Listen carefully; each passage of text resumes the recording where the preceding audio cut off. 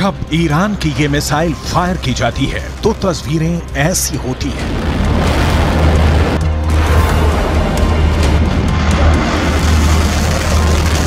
जब ईरान की ये मिसाइल अपने टारगेट पर गिरती है तो धमाका ऐसा होता है।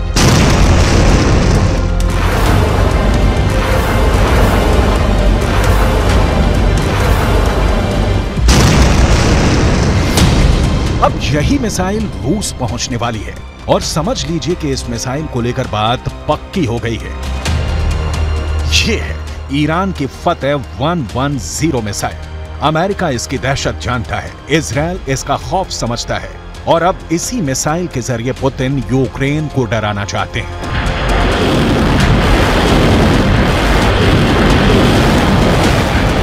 रिपोर्ट यह है कि ईरान की ये मिसाइल रूस पहुंचने वाली है और ऐसा अक्टूबर में ही हो सकता है।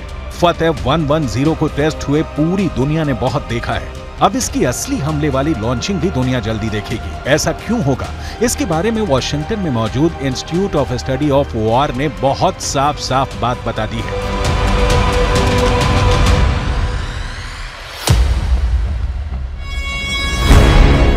अठारह अक्टूबर को ईरान पर संयुक्त राष्ट्र की तरफ से लगी मिसाइल और ड्रोन बेचने की पाबंदी खत्म हो रही है और उसके बाद ईरान अपनी मिसाइल और ड्रोन खुल्लम खुल्ला बेच पाएगा। अब सवाल है कि आखिर ये कैसे तय हुआ कि ये मिसाइल रूस खरीदेगा। तो जवाब है कि 19 सितंबर को रूस के रक्षा मंत्री सर्गेई शोइगु ने ईरान का दौरा किया था। ये दौरा बहुत सीक्रेट रखा गया। हालांकि जो तस्वीर सामने आई उसमें यह साफ हो गया कि सर्गेई शोइगु ईरान की मिसाइल देखने तेहरान आए। ईरान ने उनके सामने अपने एक एक हथियार की डिटेल रखी। इसमें ड्रोन भी थे और बैलिस्टिक मिसाइल भी, ठीक वैसे ही हथियार जो रूस को यूक्रेन में लड़ने के लिए चाहिए। ईरान के एरोस्पेस फोर्स के commander brigadier general Amir Ali Hajizadeh साथ साथ थे और वो बता रहे थे कि रूस को क्या क्या लेना चाहिए, किस हथियार से उनकी जरूरत पूरी हो सकती है। इसमें सबसे खास रही फतेह 110 मिसाइल। सर्गेई शोइगु ने इस मिसाइल को बहुत गौर से देखा। उन्हें बताया गया कि ये कितनी खतरनाक और सटीक मिसाइल है और ऐसे ही हथियार से रूस ज़ेलेंस्की के बड़े बड़े अड्डों को मिट्टी में मिला सकता है। सर्गेई शोइगु इस मिसाइल को देखकर काफी खुश हुए। Нацелена на реализацию всего комплекса запланированных мероприятий, несмотря на противодействие со стороны Соединенных Штатов Америки и Западных союзников.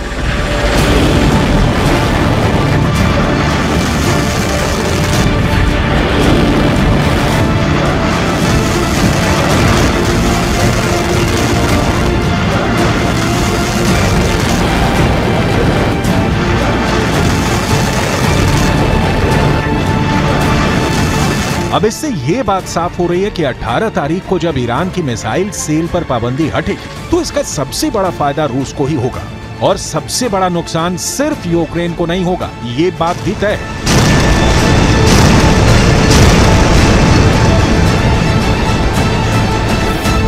फतेह 110 मिसाइल को लेकर डर इतना ज्यादा क्यों है? क्यों है इतना ज्यादा खौफ? क्यों ईरान और रूस के दुश्मन बहुत ज्यादा घबराए हुए हैं? इसकी बहुत सी बारीक बातें हैं, आपको एक एक करके बताते हैं। इंफॉर्मेशन वॉल के जरिए आपको समझाने की कोशिश करेंगे कि क्यों इतना ज्यादा खौफ इस tactical short range ballistic missile को लेकर है। ईरान की यह मिसाइल 300 किलोमीटर की रेंज तक हमला कर सकती है। इसकी रेंज 300 किलोमीटर है और 300 किलोमीटर की रेंज में जो भी इसके दायरे में आए उसे नेस्त नाबूद कर देगी, उसे तबाह कर देती है। यानी कि शॉर्ट रेंज मिसाइल जरूर है ये, शॉर्ट रेंज मिसाइल होने के नाते कम दूरी के टारगेट पर बहुत बड़ी तबाही मचा सकती है। 3500 किलो भारी इस मिसाइल में 500 किलोग्राम का वॉरहेड है। ये 3500 किलो की जो मिसाइल आप देख रहे हैं फतेह 110, 500 किलो का वॉरहेड ले जाने में सक्षम है ये। यानी कि जहां ये मिसाइल गिरती है वहां 500 किलो वाले बम का धमाका होता है जो सिर्फ और सिर्फ अपने साथ तबाही लेकर आता है। ये अपने टारगेट के 3 मीटर के दायरे में गिरती है और एक बैलिस्टिक मिसाइल का इतना ज्यादा सटीक होना, यकीन मानिए, बहुत बड़ी बात है। यह मिसाइल मिडिल ईस्ट में अमेरिका के खतरे को देखते हुए बनाई गई थी और यही बात है जो पुतिन को बहुत ज्यादा इस फतेह 110 मिसाइल के बारे में पसंद आ गई है। यह मिसाइल इस वक्त हमास के पास है। हमास वो इस्लामी चरपंथी ऑर्गेनाइजेशन है जो कि इस वक्त पैलेस्टाइन में एक्टिव है और इजरायली सेना को खदेड़ने में सक्षम है।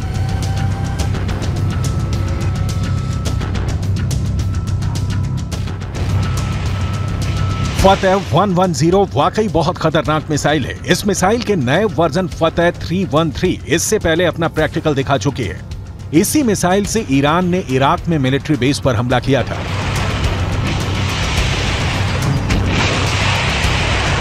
ये वही मिसाइल है जिससे ईरान ने जनरल कासिम सुलेमानी की हत्या का बदला लिया था। फतेह 313 की रेंज फतेह 110 से ज्यादा है। यही वजह है कि ईरान ने इराक में अमेरिका के मिलिट्री बेस पर यह मिसाइल दागी थी। इस मिसाइल के धमाकों ने 100 से ज्यादा अमेरिकी फौजियों को जहनी रूप से बड़ी चोट पहुंचाई थी, जिसे ट्रॉमेटिक ब्रेन इंजरी भी कहते हैं। हमले के बारे में तफसील से जानने के लिए पहले देखिए यह मिसाइल क्यों खबरों में है। अमेरिका से लेकर यूरोप तक मीडिया इसी मिसाइल की बात कर रहा है। इजरायल में भी यही मिसाइल चर्चा में है। पुतिन ने ईरान से फतेह 110 को लेकर बात पक्की कर ली है। यूक्रेन की मीडिया और सरकारी सोर्स भी अब ईरान के इस मिसाइल को लेकर बहुत ज्यादा दहशत में है। ईरान की यह मिसाइल 2002 में तैयार की गई थी। इसका निर्माण 2002 में हुआ था और तब से इसके कई वर्जन बनाए जा चुके हैं। इसका एडवांस 1 वर्जन जो है वो ज्यादा इस्तेमाल किया जाता है। इसका आधुनिक और लंबी रेंज वाला वर्जन 313 है। इसकी रेंज 500 किलोमीटर से ज्यादा की है, यानी कि 500 किलोमीटर के दायरे में जो भी इसके टारगेट पर आता है वो खत्म तबाह हो जाता है। और इस मिसाइल ने खुद को साबित करके दिखाया भी है।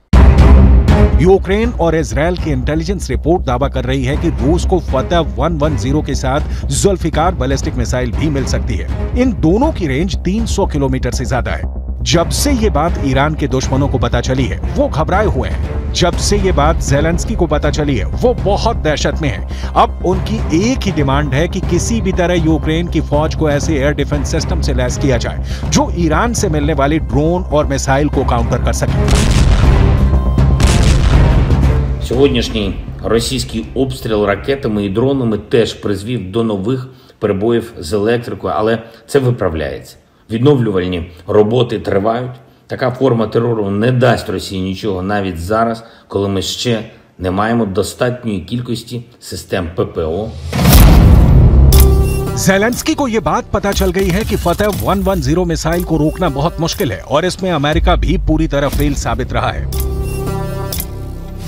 8 जनवरी 2020 को ईरान ने जब इराक में अमेरिका के 2 मिलिट्री बेस पर हमला किया, ये उसकी सैटेलाइट तस्वीरें हैं। ईरान ने चुन चुनकर अमेरिका के अड्डों को तबाह किया था। कई हैंगर, कई कमांड कंट्रोल सेंटर पूरी तरह तबाह हो गए थे। अमेरिका को हमले की जानकारी तो मिल गई थी, इसलिए उसके सैनिक आसपास अंडरग्राउंड हो गए थे। लेकिन अमेरिका के एयर डिफेंस सिस्टम ईरान की फतेह 110 मिसाइल को रोकने में नाकाम रहे थे। ईरान ने ऐसी करीब 20 मिसाइलें दागी थी। ये जहां गिरी वहां ऐसे ऐसे गड्ढे बने और 100 से ज्यादा अमेरिकी सैनिकों को धमाकों से गहरा सदमा पहुंचा था। ऐसी ही मिसाइल पावर से पुतिन लैस होना चाहते हैं ताकि वो ज़ेलेंस्की को वो वाला सबक सिखाएं जो ईरान ने अमेरिका को सिखाया था। ये ना सिर्फ ज़ेलेंस्की के लिए खतरा है बल्कि पश्चिम एशिया में ईरान और रूस का एक नया तालमेल तैयार कर रहे हैं, जिसका नुकसान इजरायल और अमेरिका दोनों को होगा। Высокая динамика встреч подтверждает общий настрой на дальнейшее укрепление стратегического партнерства в оборонной сфере и военном сотрудничестве. Зона давления на Россию и Иран показывает свою бесперспективность. अब ईरान के तेवर समझने हैं तो आप 2 तस्वीरों को बहुत गौर से देखिएगा। ईरान ने पहले 19 सितंबर को रूस के रक्षा मंत्री सर्गेई शोइगु को फतेह 110 मिसाइल दिखाई और फिर 22 सितंबर को यही मिसाइल अपने बहुत ही खास परेड में दुनिया को भी दिखाई। ये काले रंग वाली मिसाइल फतेह 110 को दिखाने का मकसद है कि ईरान और रूस के दुश्मन काबू में रहें। सवाल है कि रूस और ईरान साथ आए तो ज़ेलेंस्की क्या करेंगे?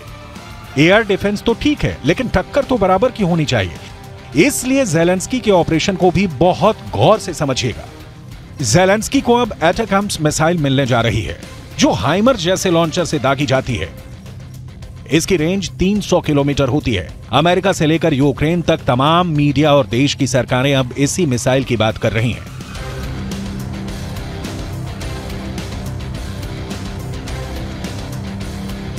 एटैकम्स मिसाइल पर अमेरिका ने अभी तक खामोशी बनाए रखी थी, लेकिन अब वो ये मिसाइल यूक्रेन को भेज रहा है। अगर ज़ेलेंस्की को ये मिसाइल मिली तो उनके हमले रूस के अंदर तक होंगे और ये युद्ध का दायरा बढ़ाने वाला बड़ा खतरा हो सकता है। अमेरिका को मालूम है कि ज़ेलेंस्की ईरान से सप्लाई किए गए शाहिद 136 के आगे लाचार हो चुके हैं, और अगर उन्हें फतेह 110 जैसी मिसाइल मिली तो रूस की फौज कैसे कीव को रौंदते हुए आगे बढ़ जाएगी।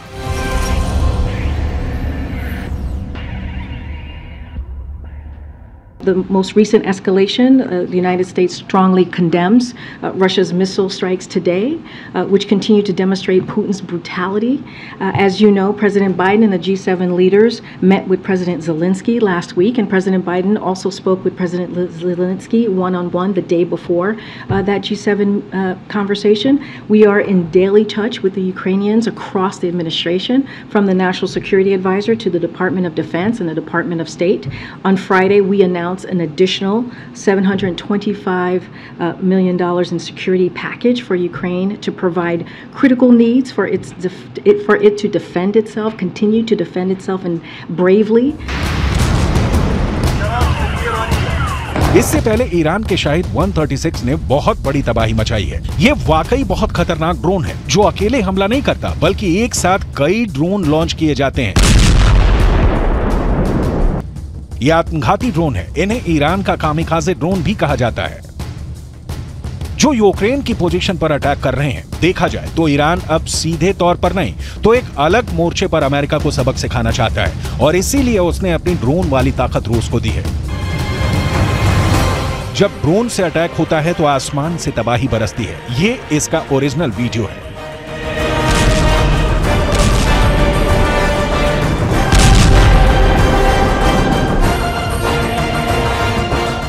ड्रोन जब ऐसे गिरता है तो बचने का कोई तरीका नहीं रहता।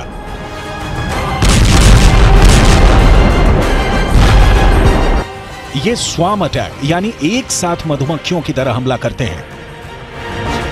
ये जहां टारगेट करते हैं वहीं हमला करते हैं। ऐसे ही हथियारों की सबसे बड़ी प्रयोगशाला बन चुका है यूक्रेन। ईरान ऐसे युद्ध में एक नई एंट्री है, और उसके ड्रोन ईरान की ड्रोन पावर को पूरी दुनिया में पहचान दिला चुके हैं।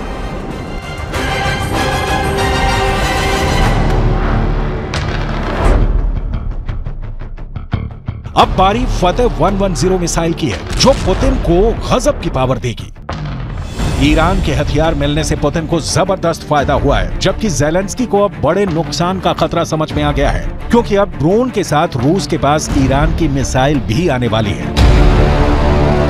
पुतिन और ईरान की दोस्ती अक्टूबर के महीने में अमेरिका और नाटो को बहुत धक्का पहुंचा सकती है। ईरान से निकाली गई आग अब यूक्रेन में नए शोले भड़काने वाली है, और पुतिन इसके लिए पूरी तरह तैयार हो चुके हैं।